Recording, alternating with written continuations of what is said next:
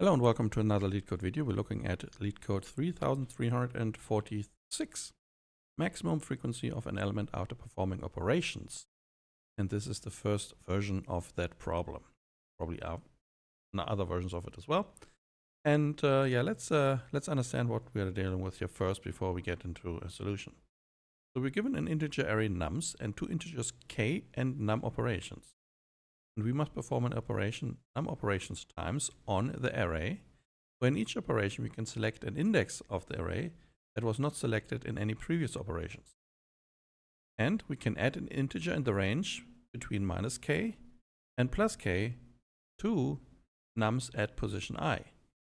Now we should return the maximum possible frequency of any element in nums after performing these operations.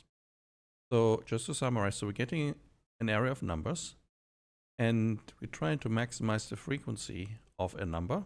And for that, we can perform n operations on the array. And these operations are adding or subtracting a number between 0 and k to elements in the list.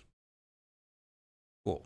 So, and the constraints are that, well, we have at least one number in our array, and the values are all positive in that array. And k is in the range, well, between 0 and some positive integer. And num operations can also be 0, or is a positive integer larger than 0. Cool, so now let's have a look at this at the first example. Maybe it gets a little bit clearer of what we need to do here when we look at this. So here we have the numbers 1, 4, 5, and k is 1, meaning that we can adjust any of these numbers by adding 1 or subtracting 1. But we can only perform two operations. So let's see. So if I add 1 to 1, that's 2. It doesn't help me at all to increase the frequency of any of the numbers in here. However, if I increase 4 to 5, that's one operation, then the maximum frequency is 2 because we have two elements of 5 in here. That is why we return true, right? We should return what the maximum frequency is. And here in the explanations, that's exactly that, adding 0 to nums 1 and so adding minus 1 to nums 2. That's what they did here, right? So adding 0 is also something that you can do. So effectively, not doing anything is also an operation. Cool. And example 2, here we have 5, 11, 20, and 20, and we can add or subtract 5 from each of the elements. So, but we can only do that once per element. So, and we can only do it with one operation. Well, we could increase 5 to 10, but that's not 11. We could increase 11 to 16, that's not 20. We could subtract 20 to 15, that doesn't help us. We probably don't want to do anything when we just add 0 to two elements. And our max frequency stays 2, right? By adding 0 to nums, right? What we'll have to do. So yeah, so how could we approach this problem? Well, I think I think it's possible to formulate this as a dynamic programming problem, but that's going to be very memory intensive and runtime intensive as well. I think there's an easier way to do it.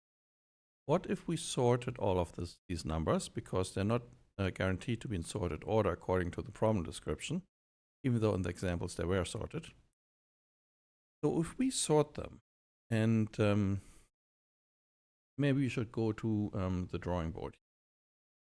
If we say we have a range of values in our numbers, and this is our index I, and this is basically the value of the numbers, and if we have then ascending order or non-decreasing order, we will have something like this where the values range increases until the end. And what we could do now is we could say, all these elements are of the same value. We could say, well, if we have this number, if we pick this number at this position, I don't know what it is, maybe it's 10. Say this value is 10. And maybe we can say that this is index 20 to 20 So we have 4 or 5, let's say 4 numbers, so the end is not included. 4 numbers with the value 10. So they all have the same frequency. And now what we could do is we could look towards the left and the right of this value. So we could look at a couple of numbers that are larger, right? And we could look at a couple of numbers that are smaller.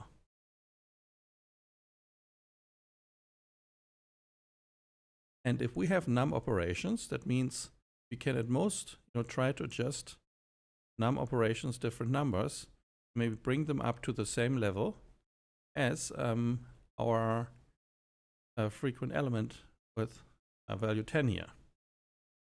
And likewise, we could try to reduce some numbers down to that value. And actually, these boundaries here are actually, this would be 10 plus k, and the other one would be 10 minus k. Right? And if the numbers are in sorted order, it would be relatively easy for us to determine with the binary search very quickly in log n time, what exactly are these boundary points here? What are these? And would be position currently I, etc. Right, and now we can just say, okay, what is the maximum size? Well, either we can include all of these numbers that are here that sit on this line, and include all of these numbers into our window size, and we would know by the how wide this window is what their frequency is. All elements that we can adjust to be the value 10 within this window, well, they also add to the frequency of 10. So we could now take the maximum frequency by looking at how many elements do we have in that window that we can adjust the maximum frequency that we have here. And we can always pick the frequency at our current position I. Try to map all of the other ones to that value. When we go further up, so when we move our window, what happens is that the value 10 will go up, value, and maybe the size of the window will expand, and it will shrink depending on which numbers are still within the range of plus k and minus k. So I think that is a much more elegant approach than trying to do something else. However, so we will have to sort the number. Okay? We will actually have to iterate over the unique numbers that we have. We will have to keep track of the frequency of every number, because that will factor into the total frequency is going to be when we include elements with a certain frequency in that range. And what else? Well, we'll have a linear pass over the entire array of unique numbers. So our overall runtime complex is still going to be O of n log n. And for every step here, we will have a log n operation to find the left and the right boundary for what we can include. And then all we need to do is we need to add up these numbers here on the left side and these on the right side. These ones in the middle, they don't count towards our nums operation because we are not adjusting these. These already have the value 10. So we have to add left and right to see how many numbers we'd have to adjust. And we take the minimum of that sum and num operations. That is then effectively how many numbers we're actually going to adjust, and add that number to the frequency of our element at position I. And by the way, this using the binary search, perform the binary search on the non-unique list of numbers, because only when we perform that on the non-unique list of numbers can we actually subtract, basically add these two intervals together to know how many numbers we have in that interval. If we do it over the unique range of numbers, then we're losing the information what their frequency is. So just have to keep that in mind. And this is exactly now the approach that I'm going to implement. And if some things were not 100% clear, I hope they get clear now when I implement this. But first, let me just write down the runtime complexity.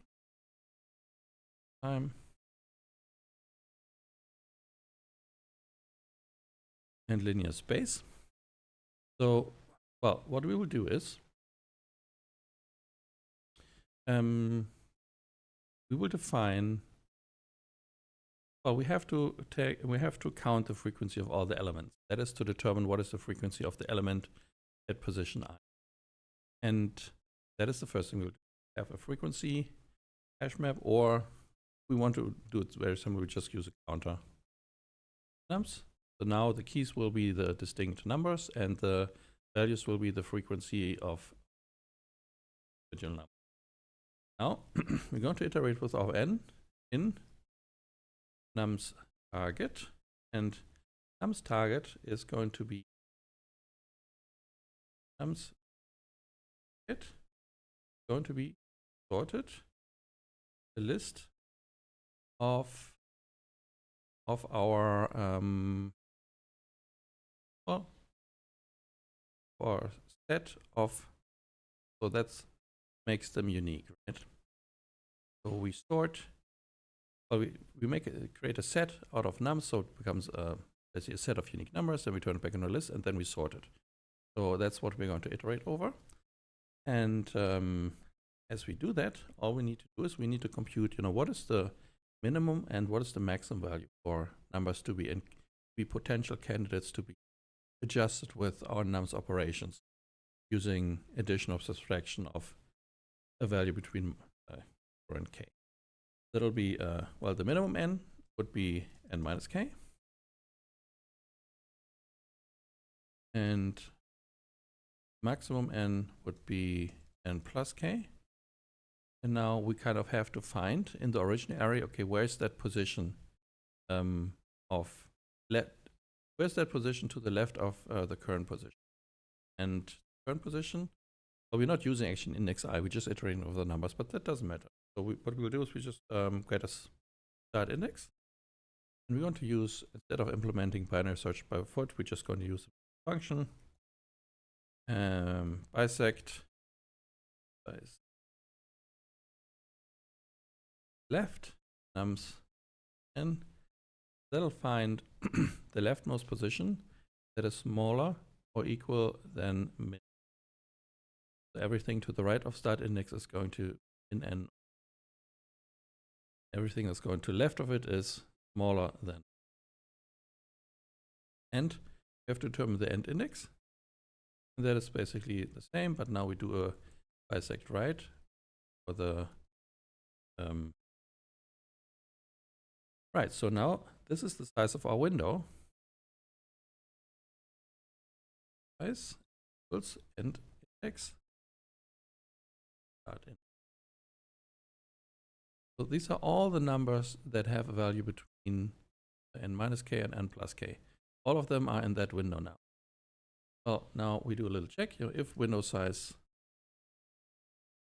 larger than 0, then we can proceed. And what we'll do is now we'll compute how many operations do we have to perform to adjust all the values in our window to be the same frequency.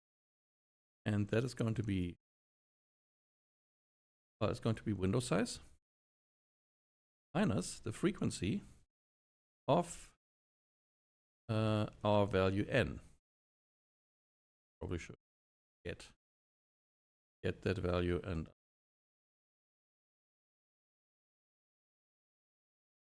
so we're not counting the element that already has the value n, right? Because we don't have to adjust it with any operations. We don't have to count it. That's why. Now, however, the max frequency, that is going to be, well, what is that going to be? Well, it's going to be the min of max operations. And of course, the number of operations that we can perform. It could be that we can perform only one operations, even though we might need 20 to adjust all numbers in the window. We have the same frequency. And no. Right. And now we can, well, we should have a result variable, right?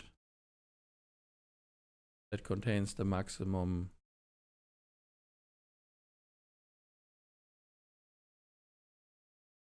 Oh, my fingers are hitting the wrong keys today. So we're going to update our result with result equals the max between the current result and of course max frequency. So result will store our overall max frequency that we can achieve. And at the very end, we're going to return this. So this is almost everything. So if I run this code now, okay, just say num targets, probably that's going to be set of nums.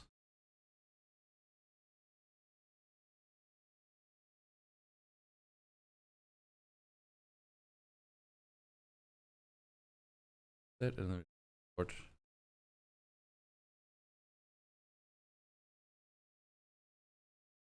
Cool. Now we're getting wrong results. Why is that? Now we overlooked something in our little logic here. It is true that we can determine, what the,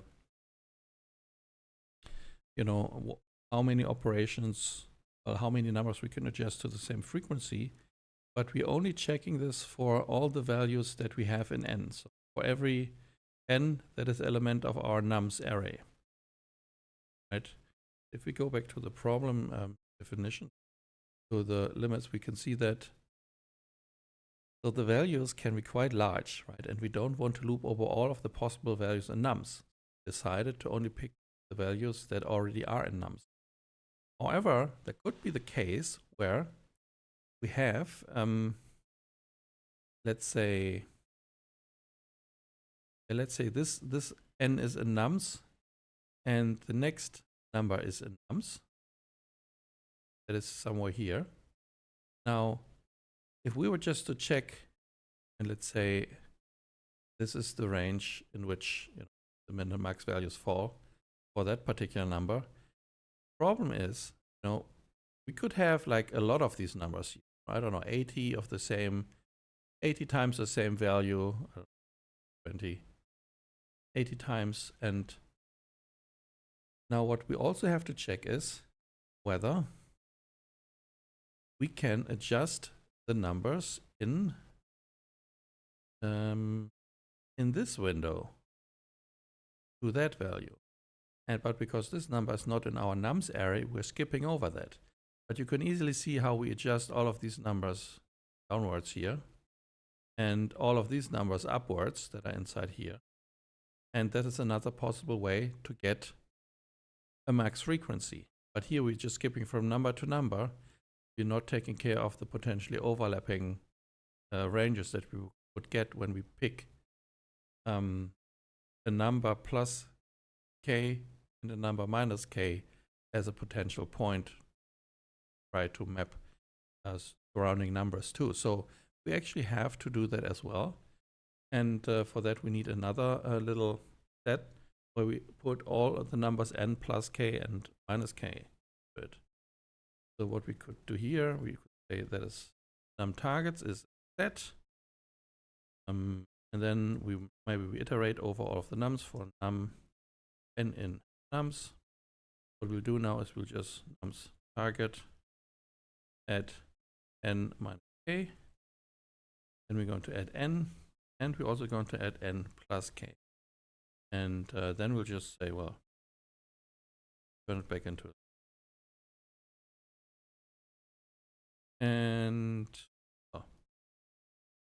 And then we just sort it, get it in sorted order. So when we do this now, we should get a different result, unless I have a logic error. So let me try to. All right. Okay, so nums is our unsorted, is our, oh yeah, we completely forgot to sort nums. We also have to do that as well, because we're using it for the binary search. So we sort the target nums, but we also sort nums. Otherwise it cannot work, obviously.